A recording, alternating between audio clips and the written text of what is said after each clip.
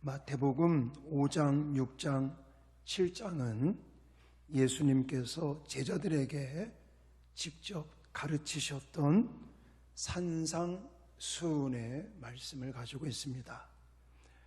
이 산상수훈을 가리켜서 천국 시민의 대헌장이다, 이런 별명을 가지고 있습니다. 예수님께서 하신 이 산상수훈의 설교의 말씀의 요점을 말한다면, 그리스도인들이 이 세상에서 어떻게 생각하고 어떻게 행동하고 살아야 되는지 구체적으로 말씀을 해주고 계시는데, 그 기준이 사람에게 있는 것이 아닙니다. 그러니까 하나님의 기준으로 그리스도인들이 이 땅에서 어떻게 생각하고 행동하고 살아야 되는가, 이걸 말씀하고 계십니다. 즉, 크리스찬들이 크리스찬답게 살아야 한다는 것을 강조하고 있습니다. 이 말씀은 레위기 18장 3절에도 말씀을 하고 계시는데, 쉬운 성경으로 레위기 18장 3절로 5절 말씀을 함께 읽겠습니다. 시작. 너희는 전에 살던 이집트 땅의 사람들처럼 살지 마라. 또 내가 너희를 인도하여 갈 가나안 땅의 사람들처럼 살지도 마라. 그들의 풍습을 본받지 마라. 너희는 내 가르침에 복종하고 내 규례를 지켜라. 나는 너희의 하나님 여호와니라. 내 가르침과 규례에 복종하여라. 내 가르침과 규례에 복종하는 사람은 살 것이다. 나는 여호와이다. 아멘. 방금 읽은 이 레위기 18장의 말씀과 또 우리가 살펴보고 있는 마태복음 5장, 6장, 7장에 나와 있는 산상수훈의 말씀은, 하나님의 백성은 하나님의 백성답게 사는 법이 있다는 겁니다. 그래서 애굽 땅의 사람들처럼 살지 말라. 믿지 않는 자들 닮지 말라. 바리새인들, 서기관들을 닮지 말라. 옆에 사람이 하니까 나도 한다, 이렇게 살지 말라는 겁니다. 또 그들의 풍습을 본받지 말라. 그리스도인의 참된, 그러니까 그리스도인으로서 참된 제자로서, 하나님의 백성으로서 하나님 나라의 백성답게 이렇게 살아라, 이것을 강조해 주는 말씀입니다. 이 산상설교는 누구에게 하신 말씀이냐면 제자들에게 하셨다는 것을 기억하시기 바랍니다. 믿지 않는 자들에게 하신 말씀이 아니라 예수님을 믿고 예수님을 따르는 제자들에게 하셨다는 말씀입니다. 그런데 우리는 예수의 제자로 살아간다고 말하는 우리들에게 큰 문제를 가지고 있습니다. 그 문제가 뭐냐면, 너무 우리는 세상과 비슷하다는 겁니다. 물론 세상 속에 살아가고 있지만 우리는 세상과 같게 살아가면 안 된다는 것입니다. 좀 다르게 살아야 되는데, 겉으로는 다른 척합니다. 오늘도 주일이 되니까 교회에 오셨어요. 잘 오셨습니다. 근데 겉모습만 이렇게 믿는 척, 사는 척, 이걸 하나님은 별로가 아니죠. 이걸 하나님은 원하시지 않는다는 것입니다. 오늘날 하나님의 백성들, 거룩하게 살아야 될 하나님의 백성들이 거룩하지 못한 것이 문제가 아닌가라는 생각을 저는 개인적으로 합니다. 목사라, 믿지 않는 사람들하고 얘기를 하다 보면 그런 얘기를 들어요. 마음이 씁쓸합니다. 믿지 않는 사람들이 그러는 거예요. 예수 안 믿는 자기나 또 예수를 믿고 교회를 다니는 우리나 다를 바가 없다는 거예요. 자기 주변에 교회 다니는 사람, 예수 믿는 사람들이 여럿이 있는데 그 사람들 보면 주일날이 돼서 뭐 교회 가고 왔다 갔다 성경책 들고 뭐 교회에서 뭐 봉사한다, 뭐 헌금한다, 이거 빼놓고는 자기랑 다를 바가 없다는 거예요. 그래서 우리는 비판을 받습니다. 외면을 당합니다. 크리스천들이 다르지 못한 것 때문에. 저는 그래서 이 마태복음 우리가 5장, 6장, 7장을 공부하면서 제발 부탁인데 좀 거룩한 백성으로 세상 사람들과 다르게 보여질 수 있기를 주님의 이름으로 축원합니다. 이건 행위를 강조하는 말씀이 아닙니다. 윤리적인 설교가 아닙니다. 성경에서 그걸 말씀하고 있어요. 여러분, 초대교회의 성도들을 생각해 보십시오. 그 사람들은요, 다르게 살았습니다. 그래서 초대교회의 성도들을 보고는 믿지 않는 불신자들의 마음이 녹았다고 그럽니다. 불신자들이 초대교회의 성도들을 보면서는 정신을 잃겠다, 이 정도로. 그러니까 예수 믿는 사람들의 모습을 보면서, 삶을 보면서 마음이 녹는다, 내 정신을 잃을 것 같다, 이런 이야기를 했다는데 오늘날 그런 소리 들어봤습니까? 들을 수가 없어요. 간절히 바라고 소망하기는 이번에 우리 교회가 마태복음 1장서부터 쭉 설교를 듣고 말씀을 공부하는데, 특히나 지금 우리가 살펴보고 있는 5장과 6장과 7장의 말씀, 이 말씀을 우리가 배우면서 예수의 참된 제자로서, 하나님의 거룩한 백성으로서 하나님 나라 백성답게 사는 것이 무엇인지를 깨달으시고 그 깨달은 대로 삶의 모습 가운데 나타나서 세상 사람들을 놀래킬 수 있는, 놀라게 할 수 있는, 그 사람들의 마음을 녹일 수 있는 능력 있는 예수의 제자들이 될 수 있기를 주님의 이름으로 축원합니다. 별로 되고 싶지 않으세요?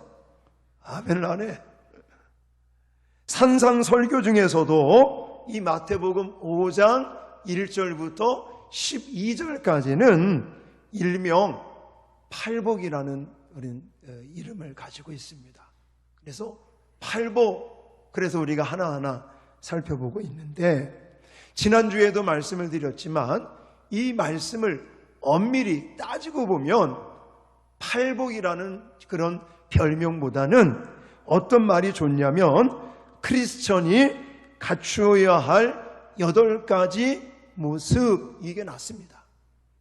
크리스천의 참된 성품, 천국 백성의 8가지 본질적인 성품이 무엇이냐라는 것을 우리에게 가르치고 있습니다. 그래서 지난주에 살펴본 게 뭐예요? 심령이 가난한 자, 그가 천국을 받을 것이다 라는 은혜를 받았습니다. 지난주에 말씀드렸던 심령이 가난한 자는 하나님을 향한 성품이다 라고 말할 수 있습니다. 하나님을 향해 마음이 빈 상태, 영적으로 갈급한 상태, 자신의 부족함, 자신의 무능함, 자신의 연약함을 절실히 깨닫고 하나님 앞에 무릎을 꿇고 하나님 앞에 엎드리고 하나님을 의지하고 하나님의 도우심을 바라는 마음, 이것이 심령이 가난한 사람의 성품입니다. 이런 사람은 죽고 난 다음에 가는 천국도 있지만 이 땅을 살면서도 순간순간 천국을 맛보는 하나님의 복이 임하게 될 것을 믿습니다. 오늘 두 번째 시간 4절 말씀이거든요. 아까 읽었지만 다시 한번 4절 말씀을 읽겠습니다. 시작. 애통하는 자는 복이 있나니 그들이 위로를 받을 것이미요. 아멘. 오늘 다룰 것은 애통하는 자, 그가 받을 복에 대해서 같이 말씀을 나누겠습니다. 자, 먼저 애통이라는 것이 무엇인가? 애통하는 마음이란 무엇인가를 먼저 말씀을 드리겠습니다. 자, 일반적인 애통의 의미는 슬픔을 가리킵니다. 깊은 슬픔을 가리키는데 손해를 보았다든지 아니면 남에게 속임을 당하여 피해를 봤다든지 아니면 사랑하는 사람을 잃었다든지 또 사랑하는 남편이나 아내나 존경하는 누가 죽었다든지 이랬을 때 찾아오는 슬픔을 가리키죠. 지난주에 우리가 섬기고 있는 설성 장로교회 류종관 목사님 사모님께서 하나님의 부르심을 받았어요. 참 그 소식을 듣고 얼마나 제가 울고 가슴이 아팠는지 모릅니다. 애통함이 있었어요. 이건 그냥 일반적인 애통함입니다. 제가 처음에 류종관 목사님을 만난 게 신학교 대학원 2학년 때로 기억이 납니다. 신학교에 가서 공부를 하고 있는데 좀 나이가 지긋하신 분이 공부를 하러 왔더라고요. 얘기를 들어봤더니 그 당시에 저 충남 공주 류관순 그 열사의 그 기념관이 있는 동네, 그 동네의 시골에서 목회하시는 분인데 기수를 따지면 저보다 한참 대선배님이더라고요.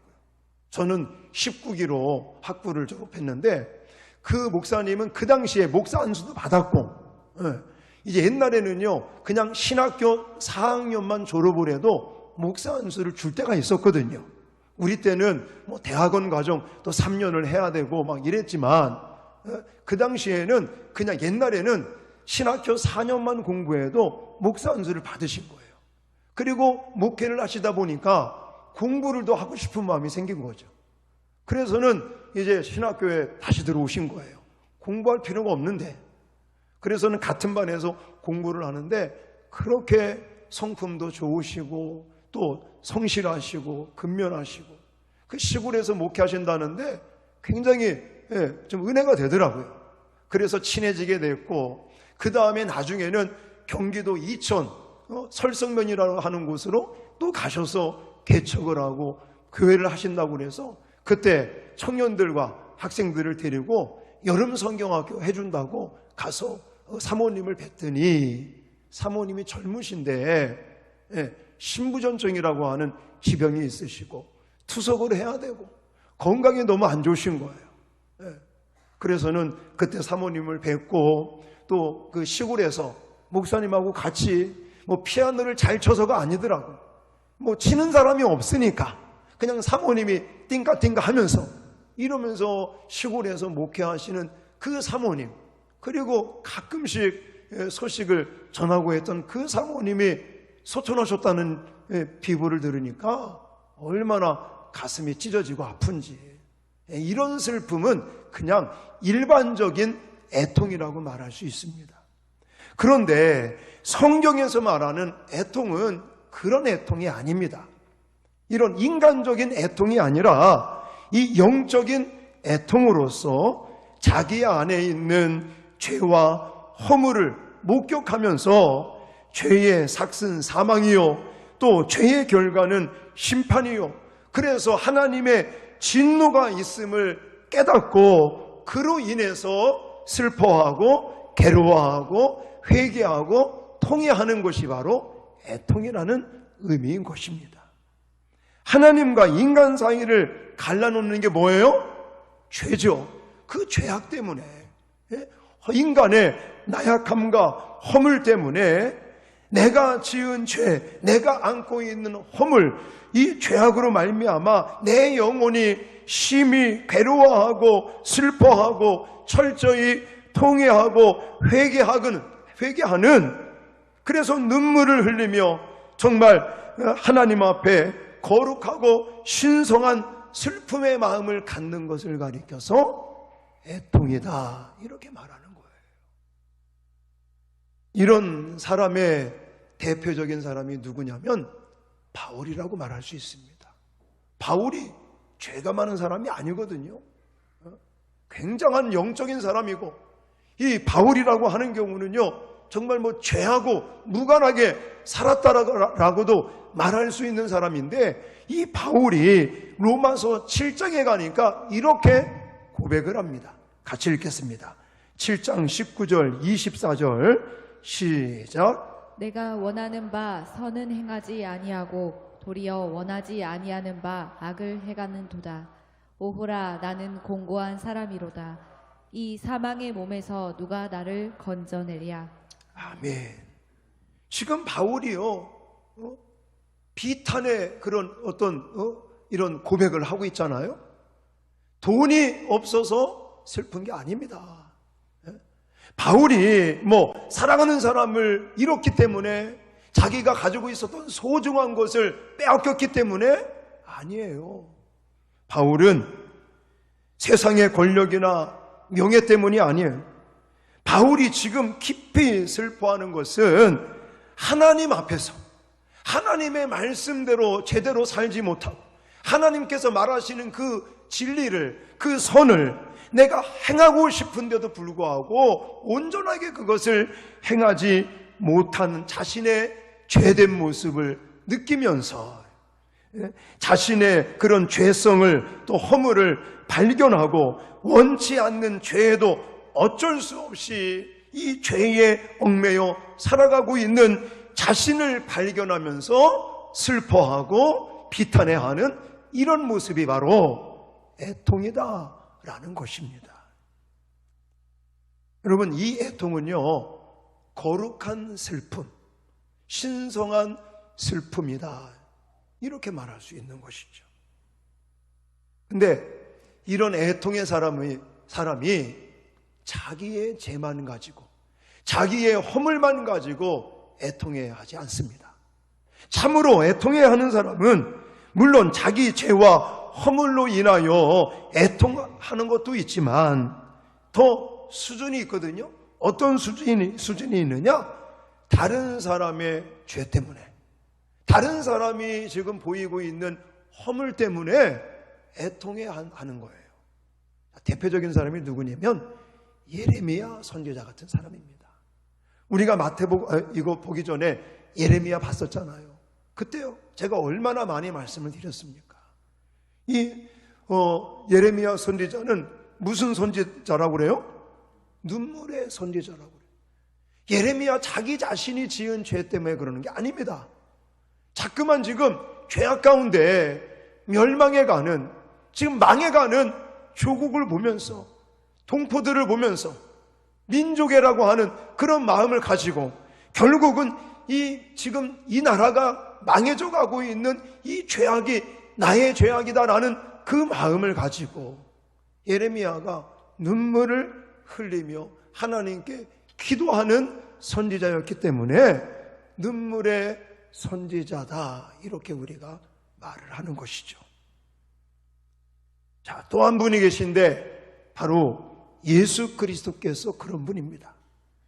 자기가 사랑했던 자신의 민족, 그렇게도 메시아를 기다려왔지만 그 메시아를 거부하고 신앙과 상관없이 살고 있는 이스라엘 백성들의 참담한 그 모습을 보면서 예수님이 어느 날 감람산 위에 올라가셔서 예루살렘을 보시고 우셨던 그 애통.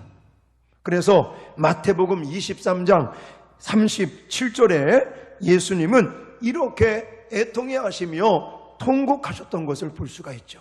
같이 읽겠습니다. 시작. 예루살렘아 예루살렘아, 선지자를 죽이고 내게 파송된 자들을 돌로 치는 자여, 암탉이 그 새끼를 날개 아래에 모음같이 내가 내 자녀를 모으려 한 일이 몇 번이더냐.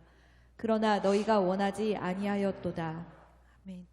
여러분, 내가 가지고 있는 소유권을 잃었을 때 갖는 애통이 슬픔이 아닙니다.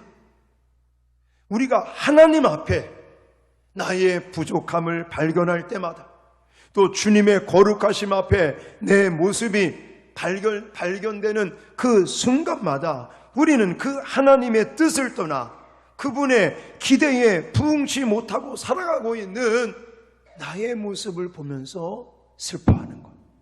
근데 나의 모습뿐만이 아니라 내 형제, 내 가족, 내 이웃, 내가 살고 있는 이 사회, 이 민족의 허물과 죄악을 보면서 나의 죄악이라고 가슴을 치고 통회하고 자복하는 애통이 바로 이 애통이라고 하는 것이에요. 저는 이 설교를 준비하면서 나는 목사로서 우리 성도들의 모습을 보면서 얼마나 눈물을 흘리고 있나, 그 생각을 하게 되더라고요. 가만히 보니까 눈물이 마르는 것 같아요. 그전에는 새벽마다 성도들의 이름을 불러가면서 아직까지도 그렇게는 하고 있습니다. 아직 숫자가 그렇게 많지 않기 때문에 아직까지도 새벽 예배 나와서는 하나님 앞에 우리 성도들의 이름을, 가급적이면 가족들 이름까지 불러가면서 기도를 한다고 하는데, 옛날에는 그래도 눈물이 있었다면 요즘은 내 눈에도 눈물이 좀 마르는 것 같구나, 좀 창피하더라고요. 우리는 눈물을 회복해야 될 줄 믿습니다. 내 자신을 향한 눈물뿐만이 아니라 내 가족, 내 형제, 내 이웃, 또 이 나라 민족을 향한 눈물을, 애통하는 눈물을 회복할 수 있는 저와 여러분들이 되어야 될 줄 믿습니다. 왜 그러냐면 그런 애통의 눈물이 있어야 무엇이 있어요? 하나님의 위로가 있기 때문에 그렇습니다. 애통하는 자가 어떤 복을 받는다고 약속하셨습니까? 위로의 복을 받는다고 말씀하고 계시죠. 자, 방금 우리가 읽었었던 그 4절 말씀, 애통하는 자에게 하나님께서 위로를 주신다고 그러는데, 이 하나님이 주시는 위로는요, 사람들이 주는 위로와, 위안과 좀 다르다라고 말할 수 있습니다. 쉽게 말하면 사람이 줄 수 있는 위안은 극한되어 있죠. 한계가 있습니다. 어느 정도까지는 위안이 될지 몰라도 완전한 근본적인 그 문제까지 해결되는 그런 위로는 누구로부터 온다고요? 하나님께로부터 오는 것이다. 그래서 우리는 하나님 앞에서 이 애통의 눈물을 회복해야 될 줄 믿습니다. 그래서 위로라고 하는 이 단어를 제가 원어 사전에서 찾아봤더니 이런 뜻을 가지고 있더라고요. 곁에 나란히 라는 단어, 파라라고 하는 단어와 부르다라고 하는 칼레오라고 하는 두 단어가 합쳐진 것이 이 위로라고 하는 단어입니다. 근데 이 위로라고 하는 파라, 켈레오라고 하는 이 단어가 언제부터 쓰였냐면, 왜 예수님께서 다른 보혜사를 보내주겠다고 약속하실 때, 요한복음 14장, 16장에 예수님이 떠나가시면 예수님께서 다른 보혜사를 너희에게 보내준다고 할 때, 보혜사라고 하는 단어가 파라켈레오라고 하는 위로자라고 하는 이거와 같은 뜻을 가지고 있는 거예요. 그러니까 이걸 견주어서 봤을 때 우리가 애통하는 마음을 가지고 하나님 앞에 눈물을 흘리면 그런 거죠. 곁에 다가오시고 그와 함께 하셔서 그에게 또 용기도 주시고 또 그를 도와주시고 그의 슬픔과 아픔을 위로하실 뿐만이 아니라 그가 가지고 있는 문제까지도 해결해 주시는 위로자, 이런 뜻을 가지고 있는 거예요. 사람은 근본적인 것을 해결할 수 없습니다. 사람은 내가 예를 들어 누가 죽었어요. 내 사랑하는 사람을 잃고 눈물을 흘리면 옆에 있는 사람이 그 슬픔에 잠긴 애통해 하는 그 인간적인 애통에 빠진 그 사람을 위로해 줄 수 있는 것은 그저 토닥토닥거릴 수밖에 없는 거예요. 물론 위안이 되기는 됩니다. 그게 위로가 전혀 안 된다는 말은 아닙니다. 그런데 인간이 주는 위로, 위안은 한정되어 있다는 것이죠.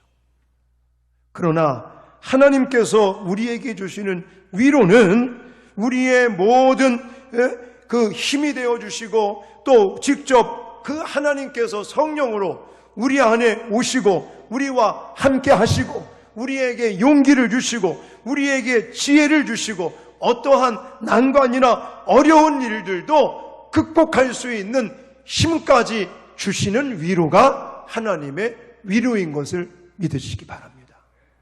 그래서 이사야 선지자는요 61장에 이렇게 예언적인 약속을 선포하고 계십니다. 자, 쉬운 성경으로 같이 읽겠습니다. 시작. 주 여호와께서 내게 영을 주셨다.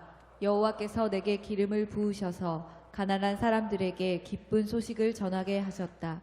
주께서 나를 보내셔서 마음이 상한 사람을 위로하고 포로에게 자유를 선포하고 갇힌 사람에게 해방을 선포하게 하셨다. 또 여호와께서 자비를 베푸실 때와 악한 백성을 심판하실 날을 선포하여 슬퍼하는 모든 사람을 위로하게 하셨다.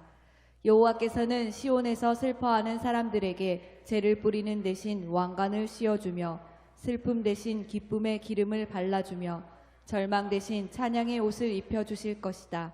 이제 그들은 의의 나무라 불릴 것이며 여호와께서 자신의 영광을 나타내시려고 심으신 나무라 불릴 것이다. 아멘.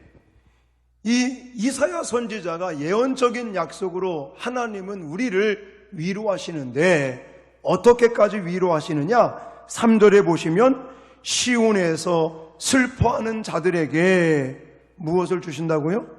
죄를 뿌리는 대신 왕관을 씌워주며 슬픔 대신 기쁨의 기름을 발라주며 절망 대신 찬양의 옷을 입혀주실 것이다. 애통해하는 자, 참으로 내 자신의 죄와 허물 때문에 흘리는 애통의 눈물, 또 다른 사람들 때문에 내가 흘리는 애통의 눈물이 있다면 하나님이 우리들 가운데 찾아오셔서 우리와 함께 하시는데 실제적으로 그 슬픔 때문에 괴로워하는 우리들에게 지혜도 주시고 용기도 주시고 감당할 수 있는 새 힘도 부어주시고 어떠한 난간이라도 극복할 수 있도록 도와주시는 그 위로가 바로 하나님께로부터 하늘로부터 우리에게 주어진다고 약속하고 계시는 줄 믿으시기 바랍니다.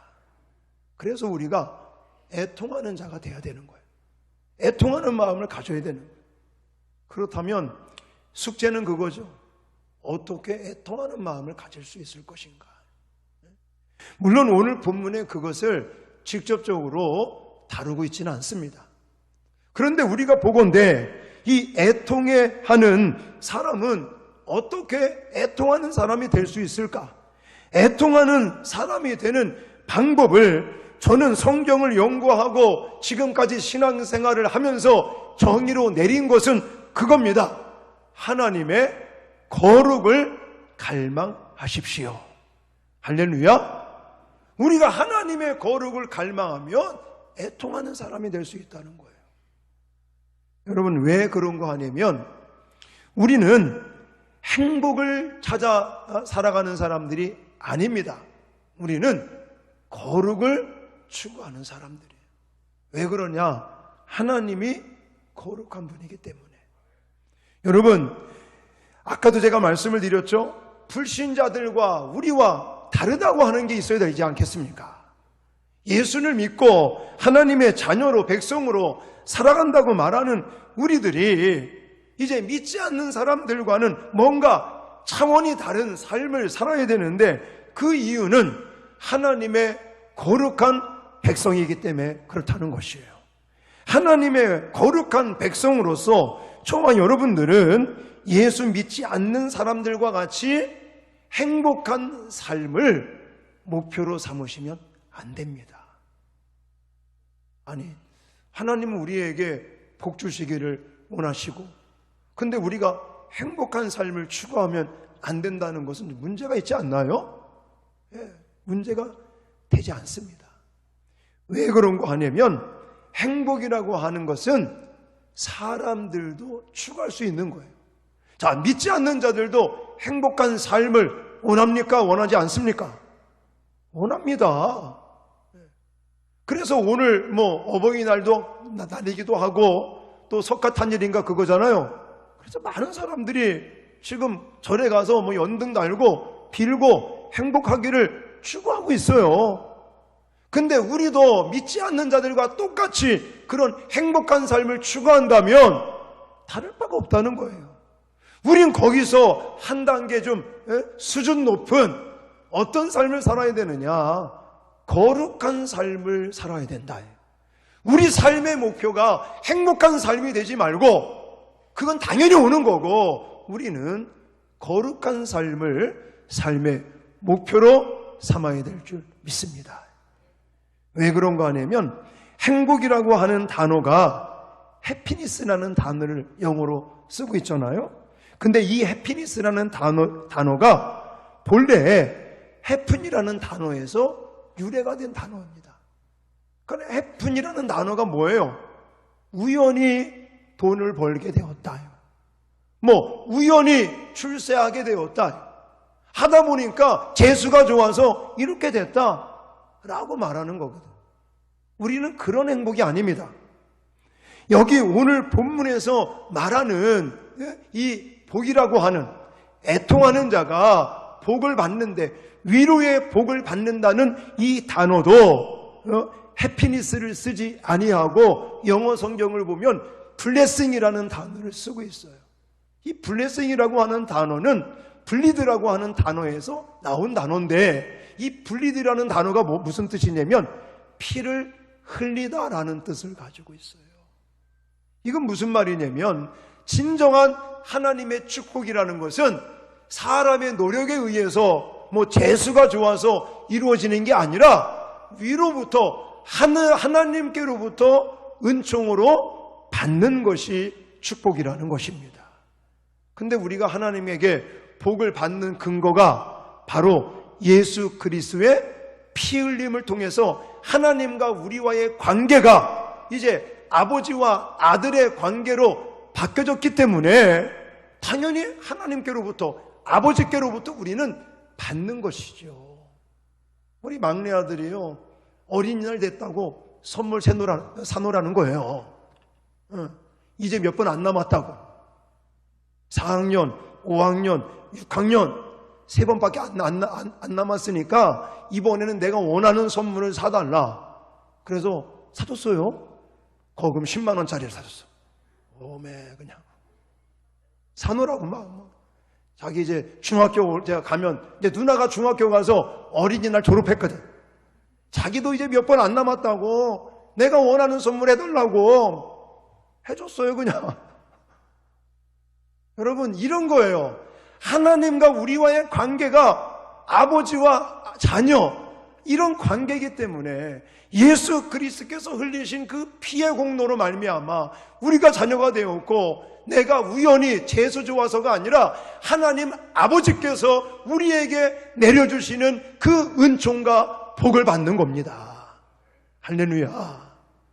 그러니까 우리가 이런 하나님의 위로의 복을 받기 위해서도 우리는 하나님의 거룩을 추구하는 삶이 되어야 될 줄 믿습니다.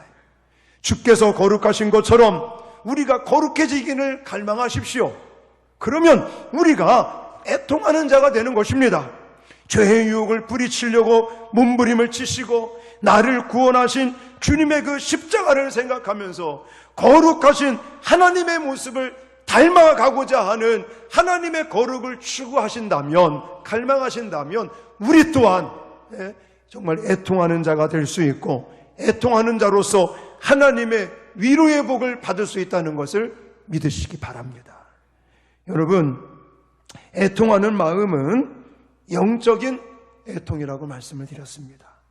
자기 안에 있는 죄, 허물 뿐만이 아니라 내 주변 사람들, 내 주변에 있는 환경들까지 정말 죄와 허물로 가득 차 있는 것들을 보면서 비판하는 것이 아니라 정죄하는 것이 아니라 저 죄가, 저 허물이 나의 죄요, 나의 허물이라고 생각하시면서 우리가 하나님 앞에 애통의 눈물을 뿌린다면 하나님이 우리를 감싸주시고 위로해 주실 줄 믿습니다. 지금 겪고 있는 그 어려운 부분들, 그 죄까지도 물리칠 수 있는 힘을 주시고 용기를 주시고 어려운 난간을 극복해 나갈 수 있는 새 힘을, 그런 위로를 하나님께서 우리에게 부어주실 줄 믿습니다. 그러므로 우리는 하나님의 거룩을 갈망하십시오. 하나님의 거룩하심을 나도 닮아가기 위해서 몸부림치십시오. 그러면서 애통의 마음을 가지고 눈물을 회복하시면 우리의 애통의 눈물을 통해 나를 회복시킬 뿐만이 아니라 우리 가정을 회복시키실 줄 믿으시기 바랍니다. 우리가 애통의 마음을 갖고 눈물을 회복하면 하나님이 우리의 애통의 눈물을 보시고 이 나라 민족을 살리실 것을 믿으시기 바랍니다. 우리가 흘리는 애통의 눈물을 하나님께서 보시면 교회를 살리시고 성도들을 살리시고 또한 우리의 가정을 회복시킨다는 사실을 확신하시고 하나님의 거룩을 갈망하시고 날마다 하나님의 애통의 마음을 갖고 눈물을 흘리시는 저와 여러분들이 되어지시기를 주님의 이름으로 축원합니다.